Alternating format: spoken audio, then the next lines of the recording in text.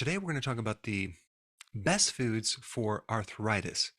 Talking about osteoarthritis, rheumatoid arthritis, in fact, any itises. So the first thing you want to do is you want to go and search out the official recommendation for foods for arthritis. So there are many different official sites, but the one we're going to go to today is probably one of the most credible sites according to Google, and that is the Arthritis Foundation. And then what you're going to do is take a look at all the foods that they recommend. Okay. Now, we're not going to use this list of what to eat. We're going to use this list on what to avoid because usually, whatever the consensus is of what you should do medically, you should go in the opposite direction. So let's see what they say to do. Well, for starters, our diet rich in whole foods, fruits, vegetables, fish, nuts, beans, whole grains, okay? And of course, avoiding the saturated fats. Now, there is a few things on this that I do agree with. Number one, fish, and of course, vegetables, except there's some caveats to that, which I'll explain. So when you have arthritis, you have inflammation, right? So we're trying to get rid of inflammation. So when you consume a lot of fruits, you're going to generate a lot of sugar. And this is going to bump you out of ketosis, and this is going to create more inflammation. And of course, their explanation is that fruits are high in antioxidants.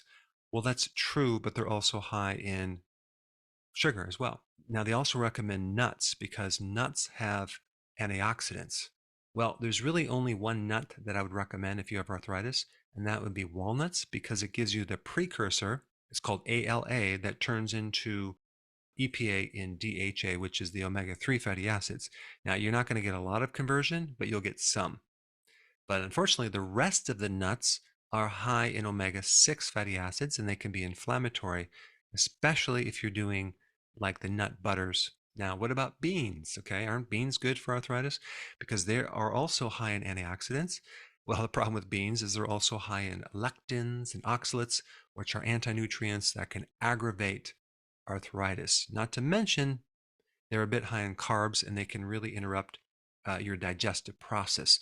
And I would venture to say that a lot of arthritis has to do with inflammation in the gut. Now, of course, the next big one that the Arthritis Foundation recommends is these whole grains, right?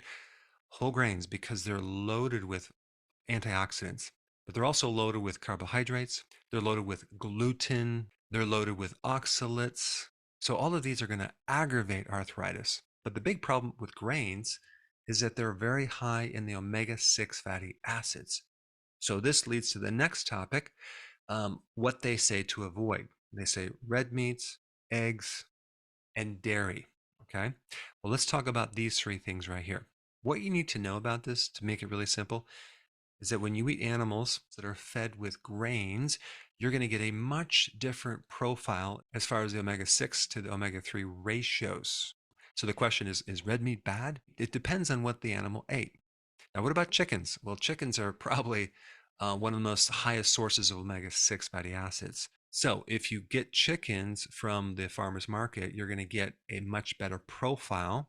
You're going to get less omega-6 because they're free ranged, hopefully. And so they consume more bugs, maybe less grains. And so when you have pasture-raised organic eggs, you're getting a much better profile with these ratios. Now, what about dairy? Where does dairy come from? Cow milk. Conventional cow milk can turn into a good product if you ferment it. I'm talking about like grass-fed plain kefir, whole milk kefir. I think that can help your gut and help arthritis.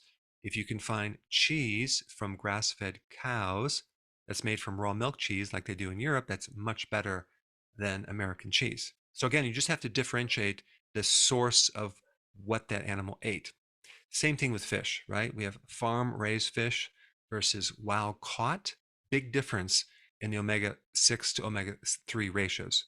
So to keep this really simple, you want to have wild caught fatty fish like salmon, sardines, cod liver. You can get it in a can, wild caught. The cool thing about cod liver or cod liver oil is it's very high in omega-3, but it's also high in vitamin D and vitamin A, whereas fish oil doesn't have that.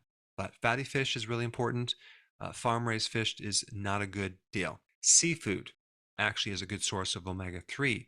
Omega-3 is anti-inflammatory. Pasture-raised organic eggs is a good source of not only omega-3, but vitamin D. The problem with getting vitamin D from our foods, it's just very difficult to find foods high in vitamin D. Vitamin D is a very powerful anti-inflammatory for arthritis, so you'd want to consume the foods that align with that. Like even with pork, for example, pigs that free range, that go outside the barn, that get sun, have a much higher level of vitamin D than the pigs that are confined to a physical structure and they can never leave. Now, fermented vegetables are good for arthritis, especially cabbage, as in sauerkraut, or even cabbage juice is really good for the gut, and it's also good for arthritis. But vegetables in general is a crapshoot. Sometimes it can help your arthritis, sometimes it can make it worse.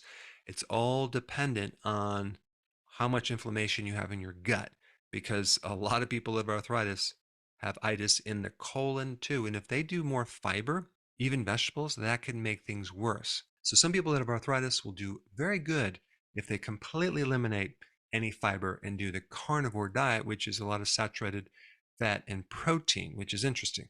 And of course, on the avoid list, avoid sugar, refined grains, avoid whole grains, which have gluten in it that turn into sugar really quickly. Avoid trans fats, anything with the word hydrogenated, whether it's partially hydrogenated or just hydrogenated, you want to avoid that. Seed oils are really bad for arthritis, and so that would include the soy, the corn, the canola, the cottonseed, even the peanut oils, safflower oils. These are all seed oils, and our bodies are not designed to consume this refined, concentrated oil. They're very susceptible to oxidation and they can create a lot of problems, especially for arthritis. So, a much better source would be coconut oil, grass fed, butter, using actual lard or tallow to cook your food in. And of course, avoid things like canned foods. Unless those canned foods are sardines or cod liver, I would avoid them. Another interesting thing to avoid would be the powdered protein. Okay, both plant-based protein and other types of lean protein powders. Your liver just does not do well on them, and you may find that it stirs up your arthritis, especially whey protein and soy protein isolates, and even pea protein can do it. You want to consume protein that normally comes with the fat. So a natural whole food source of protein. Now, a couple additional things, if you're on the ketogenic diet, you may find that the oxalates in the food are stirring up your arthritis. And the foods that are high in oxalates are in spinach, rhubarb, chocolate, kiwi, almonds. But I think if you follow the information in this video, if you have arthritis, you will see a dramatic decrease in inflammation within a couple days. The last very important point is doing intermittent fasting, because the more times you eat, you're going to create this interaction with food in your gut and create more problems. It's a natural anti-inflammatory. So it's not just what you eat, it's also the frequency of eating. It's very important in getting rid of inflammation. Now, if you want more details on what to eat and you haven't seen this video, I put it up right here. Check it out.